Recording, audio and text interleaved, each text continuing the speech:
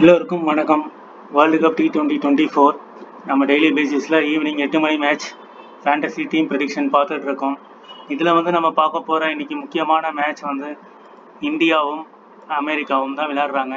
இந்த அமெரிக்காவில் இருக்கிற எல்லா பிளேயர்ஸுமே பார்த்தீங்கன்னா ஒரு 90% Indian players under 19 world cup விளையாடினவங்க. H1B விசா வாங்கிட்டு அங்கே போயிட்டு யூஎஸ்ஏ சிட்டிசன்ஷிப்பாக யூஎஸ்ஏ ரெப்ரசன்டேட்டிவாக மோஸ்ட்லி 80 to 90% இந்தியன் பிளேயர்ஸும் பாகிஸ்தான் பிளேயர்ஸ் 10%ம் சேர்ந்தது தான் ஒரு யூஎஸ்ஏ டீமுடைய கலவையாக இருக்குது. ஸோ அவங்க தான் விளையாடிட்டு இருக்காங்க. ஸோ இந்தியா டீமுக்கும் யூஎஸ்ஏ டீமுக்கும் தான் நடக்குது. இதில் நம்ம முக்கியமாக பார்க்க வேண்டியது என்னன்னா, நியூயார்க் மேட்ச் நாசா கவுண்டி மேட்சோடைய லாஸ்ட் மேட்ச் அந்த கிரவுண்டில்.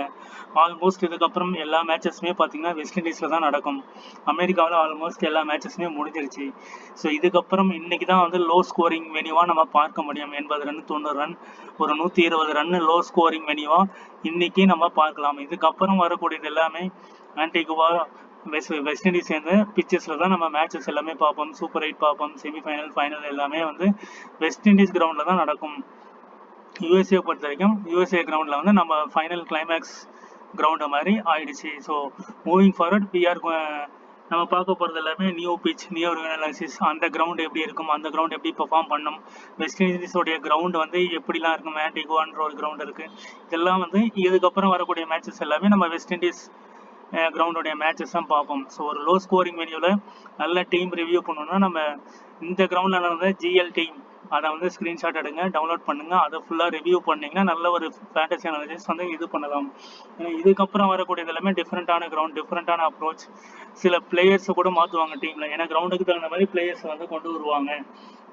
அதுவும் நம்ம மைண்ட் செட் பண்ணி பார்க்க வேண்டியதாக இருக்கும். பாயிண்ட்ஸ் டேபிள் பார்ப்போம்.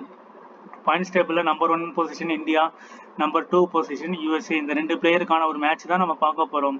இதில் நம்ம சர்வசாதாரணமாக எடுத்துக்கொள்ள முடியாது. ஏன்னா அந்த டேல அந்த பர்டிகுலர் நாளில் யார் நல்லா பர்ஃபார்ம் பண்ணுறாங்களோ அவங்களுக்கு தான். ஸோ யூஎஸ்ஏவை பொறுத்த வரைக்கும் அவங்க நல்லா ஸ்ட்ராங்காக இருக்கிற ஒரு டீம் தான். பங்களாதேஷை வின் பண்ணியிருக்காங்க, ரீசெண்டாக பாகிஸ்தானை வின் பண்ணியிருக்காங்க. நிறைய சீரீஸ் பெரிய பெரிய டீமுக்கு அப்செட் கொடுத்த ஒரு டீம் தான் யுனைடெட் ஸ்டேட்ஸ் ஆஃப் அமெரிக்கா. இந்த வேர்ல்டு கப் ஸ்டேஜில் கூட 2 மேட்ச் ப்ளே பண்ணியிருக்காங்க, 2 மேட்ச் வின் பண்ணியிருக்காங்க, ஒரு மேட்சும் லாஸ் பண்ணல. ரன் ரேட் 0.626 இருக்குது. யூஎஸ்ஏ இந்தியாவை அப்செட் பண்ணுறதுக்கான பாசிபிலிட்டிஸும் 50-50 இருக்குது. ஸோ யூஎஸ்ஏவையும் நம்ம ஃபேவராக வச்சு நம்ம டீம் போடலாம், இந்தியாவையும் ஃபேவராக வச்சு டீம் போடலாம். அந்த மாதிரியான ஒரு பிச்சாக தான் இருக்கும். நேற்று நடந்த பாகிஸ்தான் அண்ட் கனடா மேட்சஸில் பார்த்தீங்கன்னா முகமது ரிஸ்வான் 50 ரன் அடிச்சிருப்பாரு. கனடாவில் ஆரன் ஜான்சன் ஒரு 50 ரன் அடிச்சிருப்பாங்க. அந்த 2 பிளேயர் கேப்டன் வைஸ் கேப்டனா அன்ஃபார்ச்சுனேட்டாக வந்திருப்பாங்க. லோ ஸ்கோர்னும் போது 30 பாயிண்ட்ஸ் ஜிஎல்ல பேட்டிங் கீப்பர் அண்ட் பேட்ஸ்மேனில் வந்துடுச்சு. பட் அதே ரிப்பீட்டடாக நடக்குமானா வாய்ப்பு கம்மி தான். ஏன்னா யூஎஸ்ஏவை பொறுத்த வரைக்கும் நல்ல பேட்டிங் ஃபார்ம் வச்சுருக்காங்க. இப்போ நம்ம ஜிஎல் கிரியேட் பண்ணுறது எப்படின்னு பார்த்தீங்கன்னா ஒரு 60% நம்ம போலர் கேப்டன் வைஸ் கேப்டன் கொடுக்கணும், ஒரு 40% பேட்ஸ்மேனை கேப்டன் வைஸ் கேப்டனாக கொடுக்கணும். ஸோ அந்த மாதிரியான ஒரு ஃபார்மேஷன் தான். ஏன் அப்படின்னா யூஎஸ்ஏலையும் பேட்டிங் நல்லா பண்ணுறவங்க இருக்காங்க. 70 ரன்ஸ் 80 ரன்ஸ் அடிக்கிற பிளேயர்ஸ் இருக்காங்க. இந்தியாவிலையும் 60-70 அடிக்கிற பிளேயர்ஸ் இருக்காங்க. ரோஹித் சர்மா, விராட் கோலி, சூரியகுமார் யாதவ். ஏன்னா விராட் கோலியும் இது வரைக்கும் இந்த வேர்ல்டு கப்பில் பெர்ஃபார்ம் பண்ணல. எல்லா வேர்ல்டு கப் எல்லா ஐபிஎல்லையும் அவர் தான் லீடிங் ரன் ஸ்கோரராக இருப்பார். இன்னும் அவருடைய அக்கௌண்ட்டை ஓப்பன் பண்ணவே இல்லை. இன்னைக்கு விராட் கோலி பெர்ஃபார்ம் பண்ணுறதுக்கான பாசிபிலிட்டிஸும் இருக்குது.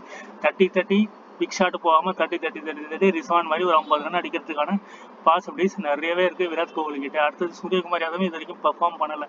அவர்கிட்ட நல்ல ஒரு கேமியோ நம்ம எதிர்பார்க்கலாம். At the same time USA டீம்லேயும் நல்லா பேட்டிங் பண்ணுற ஆளுங்க இருக்காங்க, நின்று ஆடக்கூடிய ஆளுங்க, அதிரடி பிளேயர்ஸ் இருக்காங்க. அவங்களும் கனடா கிட்ட ஒரு 196 சேஸ் பண்ணி வின் பண்ணியிருக்காங்க. யுனைடெட் ஸ்டேட்ஸ் ஆஃப் அமெரிக்கா பாகிஸ்தானையும் அப்செட் பண்ணியிருக்காங்க. அதெல்லாம் மைண்ட் செட் பண்ணி நம்ம டீம்ஸ் கிரியேட் பண்ணலாம்.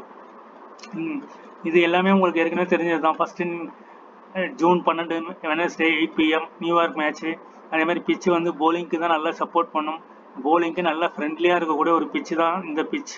அட் த சேம் டைம் இந்த first innings second innings average உங்களுக்கு தெரிஞ்ச விஷயம் தான். 119 106 இது எல்லாமே நம்ம டெய்லி பேசிஸில் பார்த்துட்டு தான் இருக்கும். இது எல்லாமே பழைய டேட்டா தான். T20 ஸ்கோரிங் பேட்டர்னும் உங்களுக்கு தெரியும். பிலோ 150க்கு கீழே தான் எல்லா ஸ்கோரிங் பேட்டர்னுமே வருது. ஸோ இந்தியாவும் யூஎஸ்ஏவும் எனக்கு தெரிஞ்ச நான் மேட்ச் பார்த்ததில்ல. நீங்கள் யாராவது பார்த்து யாராவது இந்தியா யூஎஸ்ஏ விளையாடி வின் பண்ணியிருந்தாங்கன்னா கமெண்ட் செக்ஷனில் சொல்லுங்கள்.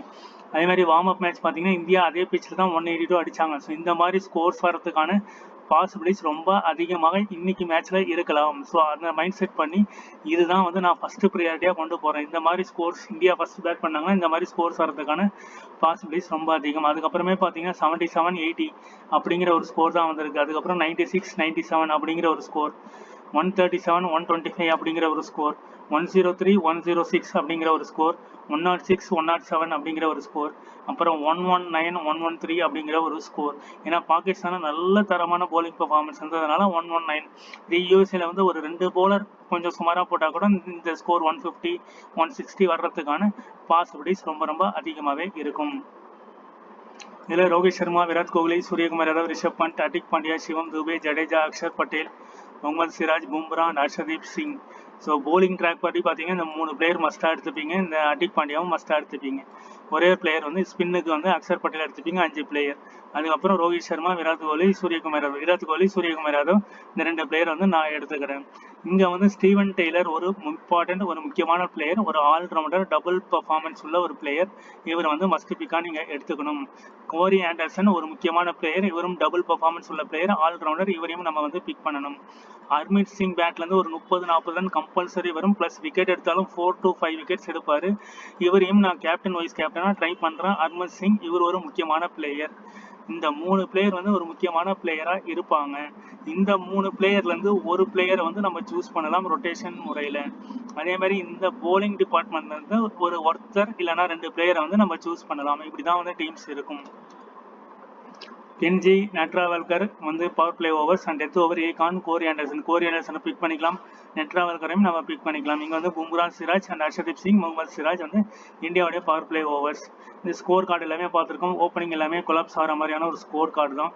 ஸோ இது எல்லாமே நம்ம டீட்டெயிலாக நம்ம நேற்று வீடியோலையும் டெய்லி நம்ம இதை தான் பார்த்துட்ருக்கோம். ஸோ அதே பேஸ் பண்ணி நம்ம பார்த்துக்கலாம். அதே மாதிரி லாஸ்ட்டாக நடந்த மேட்ச் பாருங்கள், 3 விக்கெட் எடுத்திருப்பாரு. ஒரு 20% இருப்பாங்க. ஸோ 20% இருக்கிற ஒரு போலரை கேப்டனாக ட்ரை பண்ணுங்கள் 2 டீம்லேயுமே. ஸோ இங்கேயும் பார்த்தீங்கன்னா 3-2-2-0 அப்படின்றது தான் இருக்குது. அதே மாதிரி இந்த ஆரன் ஜான்சன் கனடாவில் 52 ரன் அடிச்சிருப்பாரு. முகமது ரிஸ்வான் 53 அடிச்சிருப்பாரு. பாபர் அசாம் 33. ஸோ 3 பேட்ஸ்மேன் வந்து உள்ளே வராங்க. இது எல்லாமே ஆவரேஜான ஒரு டிபார்ட்மெண்ட் தான் நம்ம பார்க்க முடியுது. அதே மாதிரி இங்கே வந்து டிலான் எல்கேர் இங்கே ஒரு விக்கெட். இங்கே பார்த்தீங்கன்னா ஹாரிஸ் ராஃப், முகமது அமீர், நைஷிம் ஷா இந்த மாதிரி இந்தியா ஃபார்மேட்டில் நம்ம போலிங் எடுத்துக்கலாம். இந்த ஃபார்மேட்டில் ஒரு 2 போலர் வந்து யூஎஸ்ல வந்து நம்ம எடுத்துக்கலாம். ட்ரீம் டீம் பேட்டர்ன் பார்த்துருப்போம். இது எல்லாமே 5 போலர் டிஃபால்ட்டாக வருவாங்க. ஆல்ரவுண்டர்ஸ் எல்லாமே வருவாங்க. அதே தான் வந்து இந்த நேற்று நடந்த மேட்ச் பாருங்கள், ரிஸ்வான் 170, ஆரன் ஜான்சன் 114. ஸோ இங்கே பார்த்தீங்கன்னா 5 பேட்ஸ்மேன் வந்திருக்காங்க, ஒரே ஒரு ஆல்ரவுண்டர். பட் போலிங்கில் எந்த சேஞ்சஸுமே இல்லை. 5 போலர்ஸ் டிஃபால்ட்டாக வராங்க. எல்லாத்துலேயுமே 5 போலர்ஸ் வந்து டிஃபால்ட்டாக வராங்க. இங்கே 5, இங்கே 5, இங்கே 5, இங்கே வந்து 4, இங்கே வந்து ஒரு 4, 8 பிளேயர். இங்கே ஓவரால் பார்த்தீங்கன்னா 7 பிளேயர், 3 பிளேயர். ஸோ 8 பிளேயர்ன்றது டிஃபால்ட்டாக வராங்க. அதே தான் இங்கேயும் நடந்திருக்கு. ஸோ ஆல்ரவுண்டரில் ஒரே ஒருத்தர் தான் வந்திருப்பாங்க. பட் போலிங்கில் எந்த சேஞ்சஸுமே இல்லை. என்னோட டீம் பார்த்தீங்கன்னா Rishabh Pant, Virat Kohli, Suryakumar Yadav. Keeping, stumping, run out, கேச்சஸில் பாயிண்ட் வரும். இவர் வந்து ஃபர்ஸ்ட் டவுன் இறங்குறாரு. இவர் பேட்லேருந்து ஒரு 25 ரன்ஸ்னா கூட கீப்பிங் ஸ்டெம்பிங்கில் ஒரு 40-50 பாயிண்ட் ஈஸியாக வாங்கிடுவார். இந்த 2 பிளேயருமே பெர்ஃபார்ம் பண்ணாதனால இவங்க பெர்ஃபார்மன்ஸ் வந்து வாய்ப்புகள் ரொம்ப ரொம்ப அதிகம். ஹர்ப்ரீத் சிங் வந்து ஒரு 4 to 5 விக்கெட்ஸ் எடுப்பாருன்றதுனால இவரை வந்து போட்டிருக்கோம். இவர் வந்து டெத் ஓவரில் போடக்கூடிய ஒரு போலர். அதே மாதிரி பும்ரா, சிராஜ், ஹர்திக் பாண்டியா, சிவம் துபே. இங்கே வந்து Corey Anderson all rounder, Steven Taylor ஒரு ஆல்ரவுண்டர். இவர் வந்து ஒரு லோ பிக் பர்சன்டேஜ் ஒரு பேட்டிங்காக இவர் சூஸ் பண்ணியிருக்கோம்.